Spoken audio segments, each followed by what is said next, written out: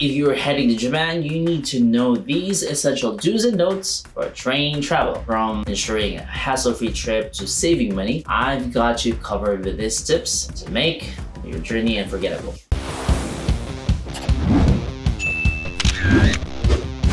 Hello, Jeff Tinagan here. I make informative videos to enable excited Japan travelers like you to make informed decisions in exploring the beauty of Japan. Let's get started. The first one would be no eating on local trains. I avoid eating or drinking in local trains as it's generally not allowed. This helps keep the trains clean and ensures a pleasant environment for everyone. Now, this is not really prohibited, but as I asked my Japanese friend and also my teacher in the school that I teach, it's about manner. If you think about manners, they generally don't eat on trains, especially the local trains. But it's not 100% like surely that you are prohibited or you go to jail if you eat in a local train. But please don't eat on a local train. But for Shinkansen, you can't because express trains where you have like your own desk to eat. Next, don't cut the line because this is a boarding etiquette. I wait in line at the correct spot on the platform for my train, especially if I have a seat reservation. If I'm unsure where my reserved car will stop, I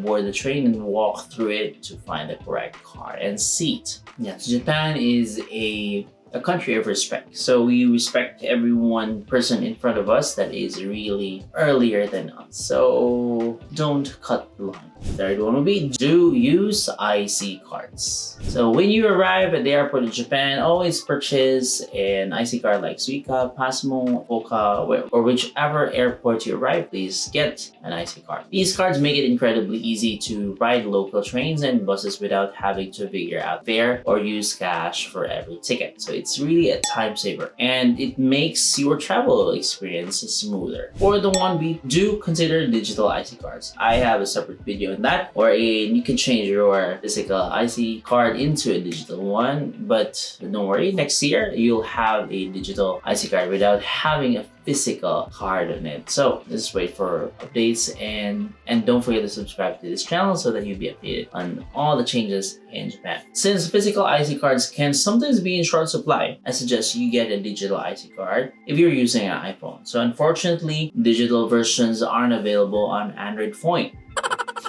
Unfortunately, digital versions aren't available on Android phones unless they were bought in Japan. So it's something to keep in mind. So if you have a physical IC card and you want to change it to digital, just check this out. Next to be, don't forget to keep your JR pass safe or any regional pass that you have. All the passes that you have, if you lose them, you cannot reissue them. And you cannot do something if you just ask the train operator that you lost it. So we can never tell if it can be found or not. This is Japan, but they cannot reissue. It will take time, so please keep it safe. It's essential to retrieve the pass when passing through the automatic gates. So one tip, if you're in a family, keep all the family's passes together in one place. So hand them out right before passing the ticket gate and collect them immediately after you're through. It can also be done by using like a bungee attachment that I have so that everything is there. Just pull it like a spring and then goes back right away. So that can be an option. Next, don't arrive late. So I mentioned that Japan is a country of respect and is also a country of punctuality. I learned the lesson in Japan about punctuality in a hard way. I experienced not riding on the bus, a night bus from Nagoya to Tokyo, and just because of being late for 10 minutes. And so if you're watching this, please make a point to arrive at the train station early, ensuring you have plenty of time to wait in line on the platform without rushing. So running on the platform can be dangerous for both yourself and other passengers, so avoid it at all costs. Next, let's go with do. Do know which is which, the reserved seats or the normal seats or the priority seats or the women's seats. So reserved seats are only seats that I only sit. You only sit there if you have a reserved ticket on that train. Open seats in a reserved car can be misleading because the train makes multiple stops and the seat might be reserved by someone else. So always show your reserved seat tickets if asked and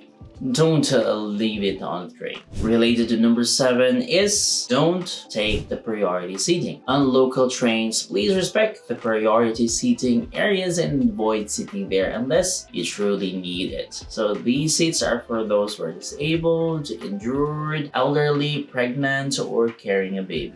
Next, do try Japanese food ekiben for Shinkansen. So buying an ekiben or station bento box to eat on the Shinkansen is really nice. It's a nice experience. And there are many kiosks at train stations offering a wide variety of these meals. And often you get drinks from vending machines or convenience stores. So eating an ekiben Shinkansen is one of my favorite parts of train travel in Japan. Next do would be buy online, the online ticketing. Save time, you purchase Shinkansen tickets online. So the JR ticket offices can have very long lines, and using ticketing machines can be stressful and prone to mistakes if you're in a hurry. Booking online is much more convenient, and you can also turn on the Google Translate. Next, do the luggage placement. So when boarding a Shinkansen, store your luggage in the overhead racks or at your feet. So if you have a special seat reservation that includes an oversized baggage area, well, you can use that space, but you never store your bags behind the last row of seats, as those spots are usually reserved. But if you're not sure, don't worry, just ask other people there or a train officer. Also, do reserve oversized bags. So when traveling on Tokaido, Sanyo, Kyushu Shinkansen lines, make sure to reserve space for oversized bags, which are those total dimensions over 160 up to 250 cm. So bringing oversized luggage without a reservation can cause issues, so always plan ahead. Next, do respect others. I always keep my noise levels low on the train using headphones or videos or games and ensuring your phone is on silent. So avoid talking loudly and never have phone conversations on your seat. But instead, use the area between the cars if you really need to. Number 14 is do prepare to get off. So before your stop, gather all your belongings and line up at the door when you hear an announcement that your stop is approaching. So trains in Japan often stop for brief periods, sometimes as little as 1 minute. So being prepared is so crucial. Last but not least, I make it a habit to carefully check around my seat and luggage rack to ensure that you don't leave anything behind. So leaving personal belongings at train can be a hassle to retrieve. So always double check before getting off. I experienced one, I forgot my hat or my cap. It's really goodbye. I really didn't see it anymore. But if you lose a phone in Japan, usually you can get it. But some items like umbrellas or bicycles, they can be lost forever. So by following these do's and don'ts, you can enjoy a smooth and respectful train travel experience in Japan. Riding the trains here can seem daunting at first, but with a habit of preparation and consideration, it becomes your enjoyable part of your trip. Thanks for watching, and if you enjoyed these tips, be sure to like, subscribe, and hit the bell notification for more travel insights. Please share your own travel experiences in the comments, and I always read and reply to these and appreciate all the love. Thank you so much. Stay tuned for more videos, and see you next time. Goodbye.